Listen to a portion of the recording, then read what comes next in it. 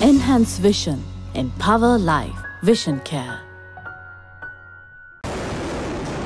On 21st of April 2019, Sri Lanka was hit by the most devastating attack on its civilian populace, an attack that caused a higher death toll than any previous attack experienced during its 30-year civil war.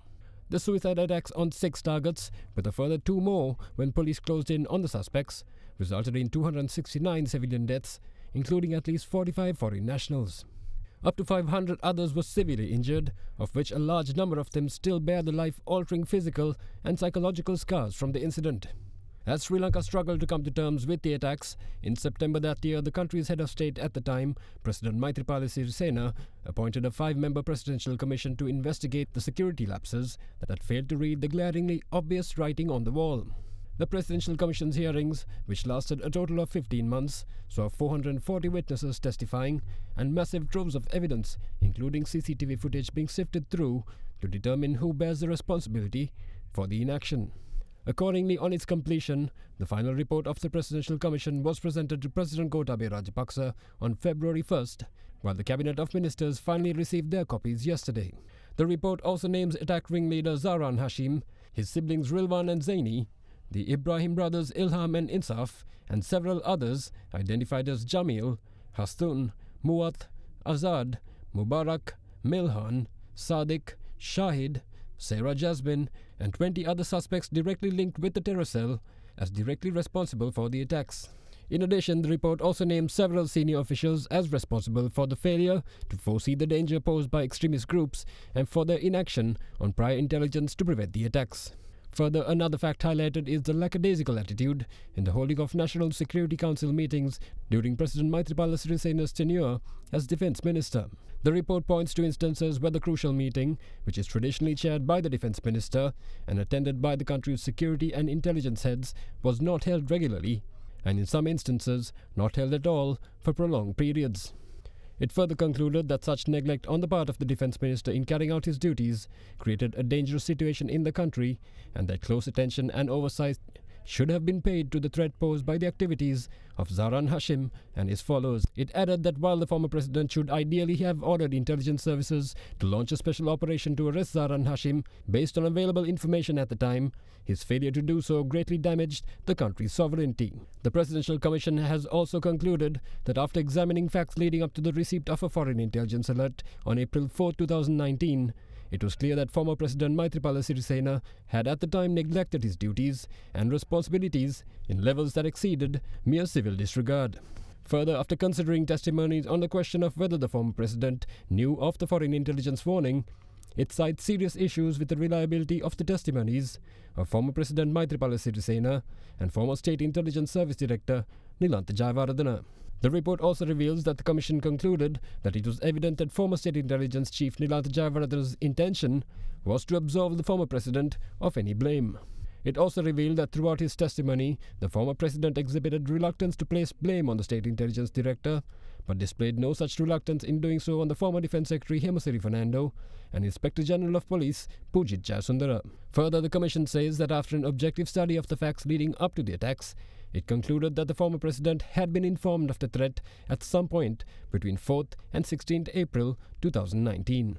In addition, the report also concludes that the former president violated the constitution by flying to a foreign country without appointing an acting defense minister, and that he also empowered Zahran Hashim's attacks by doing so while aware of an impending attack. Accordingly, the Presidential Commission has recommended to the Attorney General that former President Maithripala Sirisena be held criminally responsible for these shortcomings and for criminal proceedings to be instituted under the appropriate provisions of the Penal Code.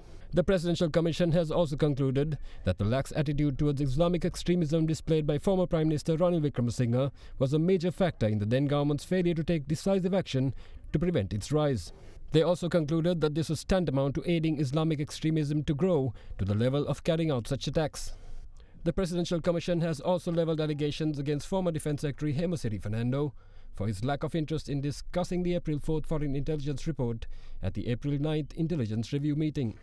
It adds that the former Defence Secretary's comment to a foreign journalist shortly after the attacks, saying that he did not expect such a large attack, was clear proof of his failure to perform his duties effectively. The Commission also singles out the former Defence Secretary for failing to act responsibly and take affirmative action after receiving information the day before and despite knowing the date, the targets and the suspects' identities. The Commission has also recommended that the Attorney General consider prosecuting former Defence Secretary Hemasiri Fernando for negligence under the appropriate provisions of the Penal Code due to his clear criminal liability. With that, the Presidential Commission has also accused former National Intelligence Service Director Cicero Mendes of failing to share the April 4, 2019 foreign intelligence warning with other intelligence arms.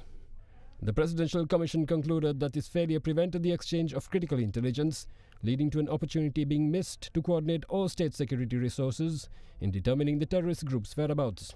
Accordingly, it has also recommended to the Attorney General that he consider criminal charges under the Penal Code against the former National Intelligence Chief for his criminal negligence, despite his awareness of Zara and Hashim and his activities. The report also concluded that the State Intelligence Service failed to properly investigate the foreign intelligence warning and action law enforcement. Accordingly, the Presidential Commission has concluded that Nilantha Jayawardena did not give the intelligence warning its due weight. The Presidential Commission has also recommended to the Attorney General that the former Director of State Intelligence be held criminally responsible for the attack and that criminal proceedings be instituted under the appropriate provisions of the Penal Code. Meanwhile, the report has also recommended a complete ban on Wahhabism and all Wahhabi-linked Tawhid organizations in Sri Lanka. In addition, the Presidential Commission in its final report has also recommended that the Bodubala Sena organization be banned as well.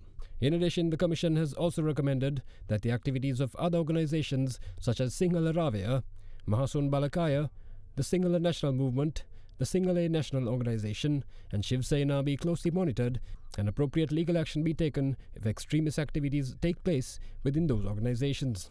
Further, legal action has also been recommended against Bodubala Sena General Secretary Venerable Galagoda Atte Nyanasara Thera after studying the Thera's speeches made in Maharagama on February 27, 2013 and Alutgama in June 2014.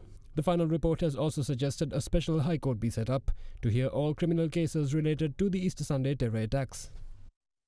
Lever Ayush Karabu Neti Danta Lepaya Shaktimat Datti Palakata